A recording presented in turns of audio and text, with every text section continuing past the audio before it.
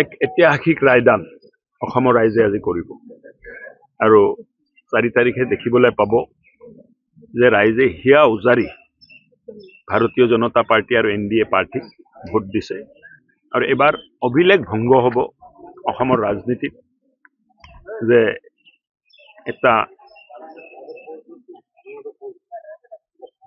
এটা দল আৰু মিত্ৰজোঁটে 100টা আসনো পাই যাব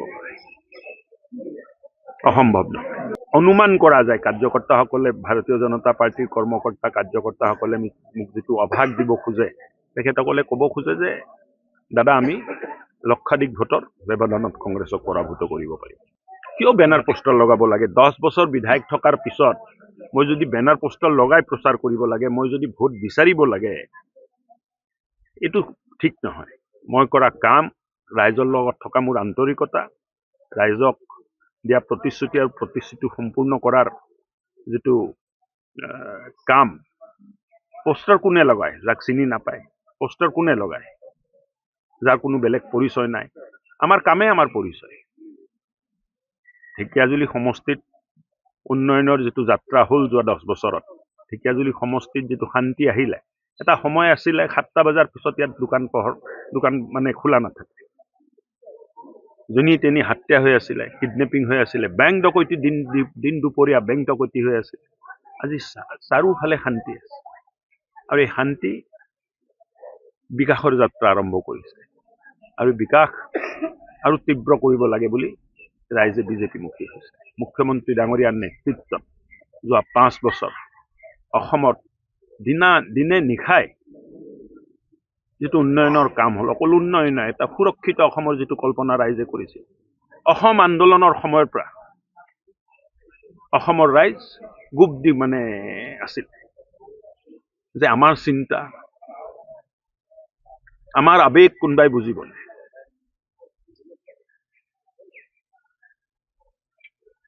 এই 40-45 বছৰৰ আবেগ দুঃখ কষ্ট মানসিক অশান্তি ডক্টৰ হিমন্ত বিশ্ব শৰ্মাৰ নেতৃত্বত ভাৰতীয় জনতা পাৰ্টিয়ে এড্ৰেছ কৰিব পাৰে আৰু মই ভাবো অকল উন্নয়নৰ বাবে নহয় এই ভোটটো অকল উন্নয়নৰ বাবে নহয় এই ভোটটো হল মানুহৰ মনত থকা আবেগ আৰু এই আবেগক নিজৰ এজেন্ডাত স্থান দিয়াৰ বাবে মানুহে সুৰক্ষিত অসম বিচাৰে যেটো অসমৰ জীয়ৰী অসমৰ বুৱাৰী সুৰক্ষিত থাকিব আমাৰ মাতৃশক্তি সুৰক্ষিত থাকিব আমাৰ বাইদেউ ভণ্টি সুৰক্ষিত থাকিব দবকাৰ নিচিনা ঘটনা হ'ব নালাগে 2024 চনত কংগ্ৰেছে 40টা আসন সৰ্বভাৰতীয় ভিত্তিত এক্সট্ৰা পালে ঢেকিয়াজুলি 3টা ঘৰখন কাণ্ড হৈ গ'ল এই অপশক্তিয়ে যে মূৰ দাঙি থিয় হ'ব নালাগে তাৰ বাবে অসমৰ ৰাইজে ভোটদান কৰিব এই অপশক্তিয়ে যে আমাৰ মাতৃশক্তিৰ অনিষ্ট কৰিব নোৱাৰে তাৰ বাবে অসমৰ ৰাইজে ভোটদান কৰিব এই ভোটদানটো অকল মানে ৰাস্তাঘাট দলঙৰ বাবে নহয় এক আবেগ আছিল আপোনালোকে অনুভূতি কৰে নকৰে মই নাজানো অসমৰ ৰাইজৰ মনত এক আবেগ আছিল 1980 চনৰ পৰা 40 বছৰ অসমৰ ৰাইজে অপেক্ষা কৰিব লগা হ'ল আৰু এই দুখ আৰু কষ্ট মুখ্যমন্ত্ৰী ডাঙৰীয়া অনুভৱ কৰিলে আৰু তেখেতে লাহে লাহে এই কামবোৰ কৰা আৰম্ভ কৰিলে আৰু ৰাইজে সন্তুষ্ট হৈ ভোট দি আছে সকলো উন্নয়নৰ বাবে ভোট দিয়া নাই আপোনালোকে অনুভূতি কৰে নকৰে মই নাজানো এই ভোটটো আবেগিক ভোট 40 বছৰ যেটো আবেগ ৰাইজে মনত লৈ এটা কুণ্ঠাত জীয়াই আছিল তাক পৰিহাৰ কৰি এক স্বাভিমানী অসমীয়া হিচাপে জীয়াই থকাৰ যেটো সন্মান মুখ্যমন্ত্ৰী ডাঙৰীয়াৰ নেতৃত্বত ভাৰতীয় জনতা পাৰ্টিয়ে দি আছে তাৰ বাবে ৰাইদান 1500 স্থানত কাৰ্যকৰ্তাসকলৰ মানে মন তেখেতসকলে সিদ্ধান্ত ললে যে 2500 স্থানত আমি আপুনি ডাইৰেক্ট সম্বোধন কৰিব সামাজিক মাধ্যমৰ জৰিয়তে আৰু আমি এই প্ৰচাৰণটো 2500 স্থানত যিটো হ'ব প্ৰত্যেকটোতে আমি এই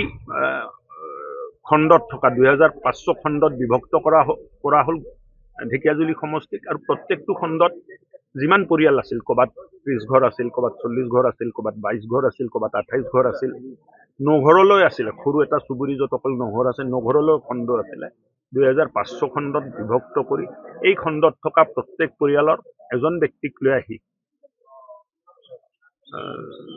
এই সভাটো কৰা হৈছিলে য'ত মই সামাজিক মাধ্যমৰ জৰিয়তে সম্বোধন কৰিছিলোঁ আৰু আমি লক্ষাধিক ভাবিছিলোঁ নহ'ব কোৱাটোতো ঠিকে লক্ষাধিক কিন্তু সহজ নহয় কিন্তু দেখিলোঁ যে এই ভিডিঅ' যিটো আছিলে এই যিটো প্ৰসাৰণ হ'ল এই ভিডিঅ'ক প্ৰায় 10 লাখ মানুহে দেখিলে এতিয়া অসমৰ ভিডিঅ'টো বাহিৰত দেখাৰ কোনো প্ৰশ্ন নাই কিয় অসমীয়া ভাষাত মই ক'লোঁ বাহিৰত ইয়াৰ যিখিনি ভোটাৰ আছে বা মানুহ আছে চাব পাৰে আৰু ঢেকিয়াজুলি সমষ্টিৰ বিষয়ে কোৱা কথাবোৰত কোকৰাঝাৰ মানুহৰতো কোনো ইণ্টাৰেষ্ট নাই বা ধুবুৰী মানুহৰতো কোনো ইণ্টাৰেষ্ট নাই তথাপিও 10 লাখ ভিউজ হ'ল মই ভাবোঁ যে ভৱিষ্যতৰ যিটো নিৰ্বাচনী প্ৰক্ৰিয়া হ'ব প্ৰাৰ্থীৰ যিটো কেম্পেইন হ'ব তাত ছ'চিয়েল মিডিয়াৰ যথেষ্ট এটা ডাঙৰ যোগদান থাকিব ভাৰতবৰ্ষৰ ভিতৰত এই এক্সপেৰিমেণ্টটো কোনো কৰা নাছিলে প্ৰথমবাৰৰ বাবে ঢেকিয়াজুলিতে এক্সপেৰিমেণ্টটো হ'ল আৰু এটা সফল এক্সপেৰিমেণ্ট হ'ল মই ভাবোঁ যে অনাগত দিনত বহু প্ৰাৰ্থীয়ে এই পন্থাটো অৱলম্বন কৰিব ইয়াত খৰচ নাই 1 নম্বৰ হ'ল 1 টকাও খৰচ নাই সময় নষ্ট নহয় এনাৰ্জি নষ্ট নহয় টকা পইচা নষ্ট নহয় আৰু আপুনি বহু লোকক একে সময়তে সম্বোধন কৰিব